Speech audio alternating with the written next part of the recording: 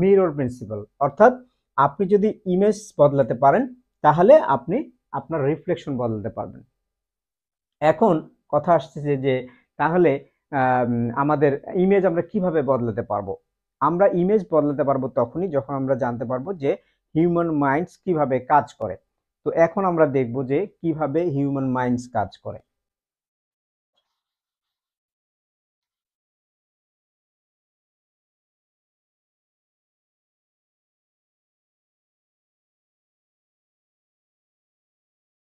Human মাইন্ডের 3টে layer আছে।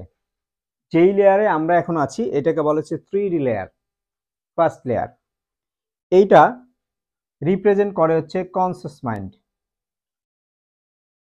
অর্থাৎ যেই মাইন্ড থেকে আমরা লজিক্যালি সবকিছু দেখি। এর উপরে যে স্টেজটা এইটা হচ্ছে subconscious mind, 4D, 4 dimensional.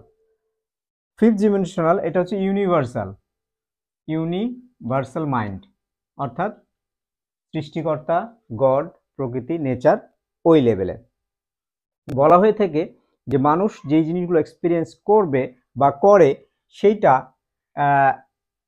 Bad job হতে পারে, টক্সিক পিপল হতে পারে, গুড জব হতে পারে, গুড হেলথ হতে পারে, এটা অ্যাবান্ডেন্স হতে পারে, এটা মানি হতে পারে, এটা ওয়েলথ হতে পারে।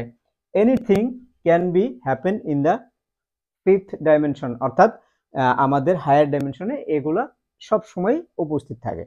এখন কথা হলো যে আমরা আসি এইখানে এইখানে যে বিষয়টা ঘটে সেটা হচ্ছে যে ইমেজ যেটা ক্রিয়েট হয়, এই ইমেজটা হয় হচ্ছে আমাদের সাবকনসিয়াস মাইন্ডে ক্রিয়েট হয়, অর্থাৎ আমাদের ভিতরে যে কি ইমেজ আছে এইটা আমরা দেখতে পাই না, এইটা আমরা আমাদের আচার আচরণে প্রকাশ পাই।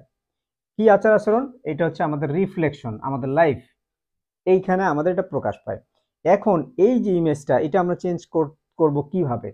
এইটা চেঞ্জ করার পদ্ধতি হচ্ছে আপনার ফুয়েলিং করতে হবে ইমোশনের মাধ্যমে।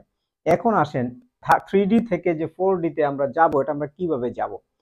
মনে করেন আপনার যে লেয়ারগুলো আছে এই লেয়ারগুলো এরকম একটা থেকে একটা উপরের দিকে ফ্রিকোয়েন্সি, ঠিক আছে? এখন মনে করেন যে পানি যদি থাকে আপনার কাছে, পানিতে যদি আপনি হিট দেন তাহলে এটার ফ্রিকোয়েন্সি চেঞ্জ হয়ে যাবে। এটা ফ্রিকোয়েন্সি চেঞ্জ হয়ে গেলে এটা কি হয়ে যাবে? এটা স্টিম হয়ে যাবে,